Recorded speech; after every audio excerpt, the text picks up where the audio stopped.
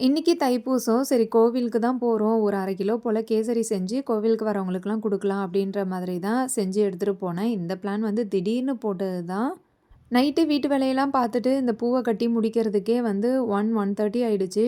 தூங்க போனதே வந்து 2:00 தான். திருப்பி காலையில 4:30க்குலாம் வந்து எழுந்தாச்சு. கோவிலுக்கு ஒரு 10:00லாம் வந்து ரீச் ஆயிட்டோம். பால் குடம் எடுத்துட்டு அபிஷேகம், ஆராதனை இதெல்லாம் வந்து சூப்பராவே பார்த்தோம். கூட்டமும் ரொம்ப அதிகமா இருந்துச்சு. வீட்டுக்கு வர்றதுக்கே 1:30 ஆயிடுச்சு. காலையில வச்ச கேசரி சாமிக்கு தனியா எடுத்து வச்சுட்டு தான் போயிருந்தேன். அதையே பிரசாதமா வச்சு, அது கூடவே பால் குடம் சொம்பும், அதில இருந்த அபிஷேக பாலும் வச்சு சாமி கும்பிட்டுட்டு, அந்த அபிஷேக பால நம்ம வீட்ல இருக்கிறவங்க எல்லாருமே வந்து சாப்பிடணும். முருகரோட அருளால பால் குடம் எடுக்கணும்னு நெனச்சிருந்தேன். அதையும் வந்து சக்ஸஸா முடிச்சாச்சு.